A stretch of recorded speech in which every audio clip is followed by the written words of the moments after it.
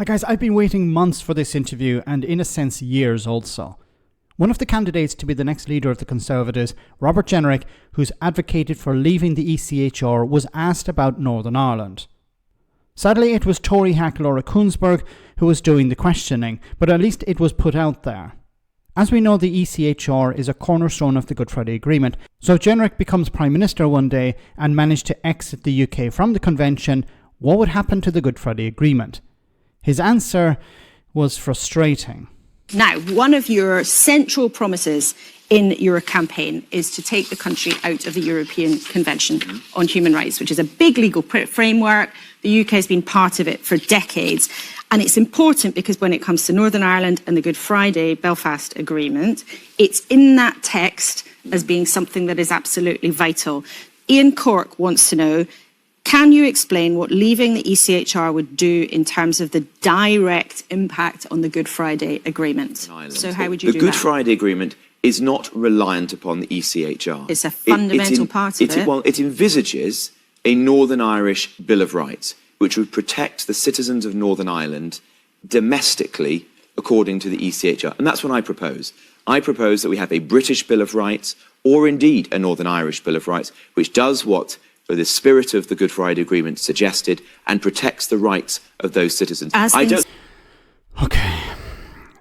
He either doesn't understand the Good Friday Agreement or he's pretending not to understand. The whole point of the European Convention on Human Rights is that the rights of people in Northern Ireland are protected by an international body, the International Court. He goes on later to describe it as a foreign court, which is a lie. It's an international court. If it was based in London, it would still be an international court. But the whole point of it being underpinned by the Good Friday Agreement being underpinned by the European Convention on Human Rights is that there's an international court guaranteeing the rights of people in Northern Ireland. Now, what he's going to suggest in a moment is a British Bill of Rights.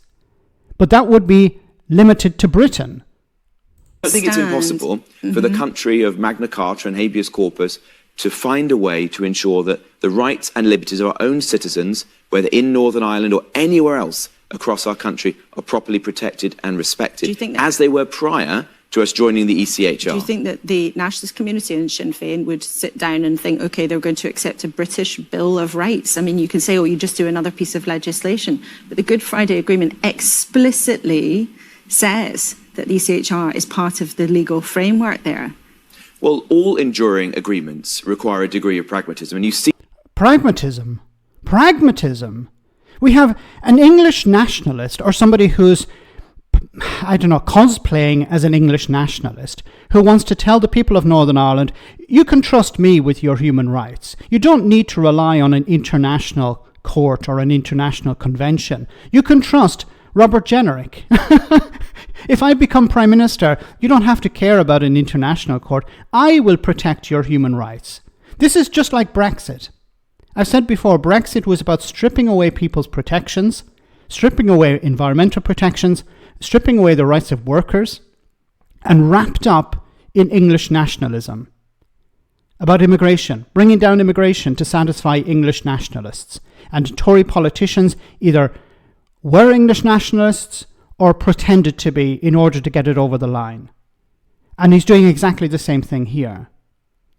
We need to leave this convention. We need to strip away protections for people in Great Britain and Northern Ireland to satisfy English nationalists. See that with the Good Friday Agreement in many different respects. I mean, for example, it speaks of a Northern Irish Bill of Rights, which in fact Tony Blair as Prime Minister chose not to proceed with. He chose to do a Human Rights Act instead. So there are different ways of resolving this issue. What I want to do is ensure the rights of Northern Irish citizens are protected domestically rather than reliant upon a foreign court in Strasbourg. And I say, I wouldn't do this lightly. I'm doing this because I don't want to have criminals on our streets who we need to get out. I don't want terror suspects on our streets or in our prisons. And those are things that matter to people of all parts of the community in Northern Ireland, as it does to people across the country. We've talked about that before. I don't know what else to say about this. It's beyond pathetic.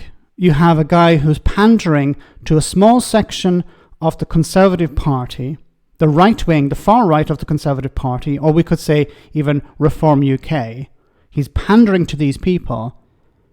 And in order to pander, he has to strip away protections to the rights of ordinary people. Just like Brexit.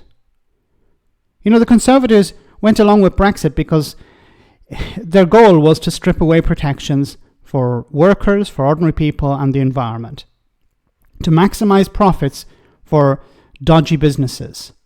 And wrap it all up in the package of immigration. And now they're doing exactly the same thing again. Now, it's looking more likely that Kemi Badenoch will become the leader of the Conservative Party, but it's possible that Robert Jenrick may have a role to play in her shadow cabinet. And it's important that whenever he brings up this issue of a British Bill of Rights or leaving the European Convention on Human Rights, the issue of Northern Ireland has to be presented to him. He hasn't provided a solution here. He's talking about a British Bill of Rights, but that would be within the limits of the United Kingdom. It would not be internationally protected. Those rights would not be protected by an international court. He wants to leave that, all just to pander to a small group of people. Robert Jenrick flip-flops. Robert Jenrick is somebody who used to be a moderate and now he's a far-right conservative. So it's possible that even if he does become leader, he will pivot back to the centre and this whole thing about the ECHR will be forgotten. But once again, you have people either not understanding the importance of the Good Friday Agreement or pretending not to. Let me know in the comment section, guys, what you think. As always, your comments are greatly appreciated. Thanks a lot.